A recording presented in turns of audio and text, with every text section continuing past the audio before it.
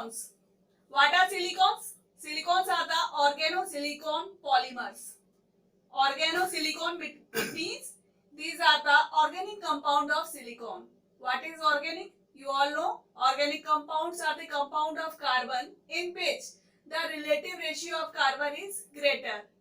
So when silicon forms the organic compound, these compounds are known as silicons, and these silicons are actually the polymers. It means they possess small units that are repeated, and these units are called monomer units.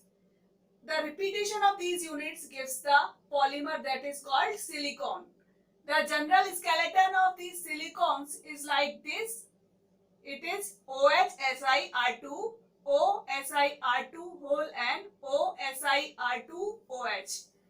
Here this OSiR2 is the monomer unit, and this is repeating continuously. It means n times, and the repetition of this gives a long chain polymer. These are called silicons. The silicons may be oil, it may be rubber, it may be grease according to the length of this polymer chain. Now we comes to the preparation of the silicons.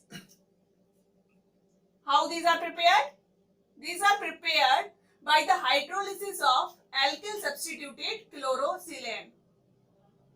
This alkyl substituted chlorosilane are obtained by the alkylation of silicon tetrachloride, SiCl4. When it is alkylated, we get alkyl substituted chlorosilane. This is dialkyl dichlorosilane. When it is hydrolyzed, the HCl comes out and this OH group comes here, and we get a compound dialkyl dihydroxysilane. This compound possesses two OH groups.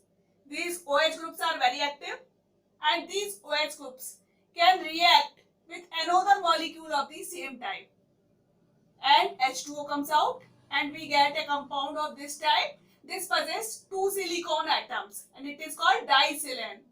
And this further possesses more OH groups and both the side. These OH groups are also very active, and this can undergo this type of reaction more and more times. In this way, we get a long chain polymer that is called silicon. Now, generally we use the methyl group. The R group is generally a methyl group, and we do the hydrolysis of dichloro dimethylsilane, CH3 whole twice SiCl2. The hydrolysis of dichloro dimethylsilane gives a long chain polymer. This is a long chain polymer. In this polymer, there are OH groups at both the sides. These OH groups are highly reactive, and it can react with more and more molecules, and the chain goes on increasing. So this dichloro dimethylsilane is called the chain building unit. It means when its amount is very high, we get a long chain polymer. When we do hydrolysis under carefully controlled conditions, it means when the conditions are under control, we yield the cyclic structure with 3, 4, 5, 6 silicon atoms. Generally, the 3 and 4 silicon atoms structure are formed. This is the 3-cyclodimethylsiloxane. It possesses 3 silicon atoms. These silicon atoms are joined by this oxygen atom, and this OSiMe2 is the monomer unit of this tricyclodimethylsiloxane. The similar is the case of 4 silicon atom compound that is called tetracyclodimethylsiloxane. In this compound, there are 4 silicon atoms present, and these are bounded by these oxygen atoms. So these are the structure of the tris and tetracyclodimethylsiloxanes. Now we have studied that the hydrolysis of dimethyl dichlorosilane gives a long chain polymer. and this gives rise to a long chain polymer because these are the chain building units. Now when we do the hydrolysis of trimethyl monochlorosilane, what happens? We get CH3 whole thrice SiOH. This is CH3 whole thrice SiOH.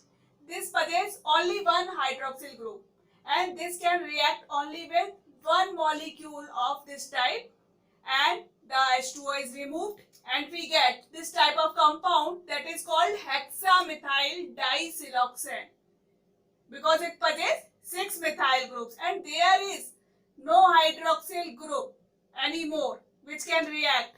There is no hydroxyl group, no active group, so it cannot react furthermore, and hence it is called the chain stopping unit. It means it can stop the length of the polymer chain.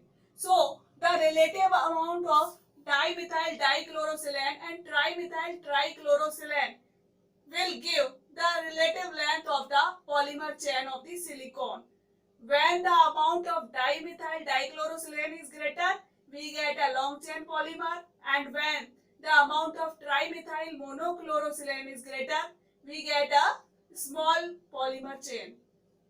Another condition is possible, that is when we use trichlorosilane, that is RSiCl3. It means there are 3 chlorine atoms present, and when we hydrolyze it, we get this compound. This compound possesses 3 hydroxyl groups. There are 3 hydroxyl groups, 3 active groups. Each hydroxyl group can react with another molecule. It means this can also react, this will also react, and this will also react. And in this way, we get a cross-linked polymer. A 3-dimensional polymer is formed of this type when we use trichlorosilane. Now we comes to the properties of the silicones. Silicones are greases, oils and rubber, and the silicone's skeleton is very strong. And what is the secret of its strongness? Its strength is due to its high bond energy. The silicone carbon bond energy is very high, and the skeleton of SiO bond, it is also very strong because the SiO bond energy is about 502 kilojoule per mole. It is very high. So the silicones are very strong and inert. These are non-stick. These are resistant to heat, oxidation and chemicals. These are also water repellent. And why it is water repellent? Because these possess many organic groups around it, and these organic groups have tendency to repel water. So it is water repellent. Now we comes to the uses of the silicones. Silicones are very useful in the normal life. The silicone rubber is used as the insulator. The silicone oils are used for high temperature oil bath. Silicone grease are used as lubricant, and the silicones are also used for making waterproof cloths and papers because of its nature of water repellency. These are also used for making paints and enamels. So these are some uses of the silicones, and we have studied almost all things about the silicones.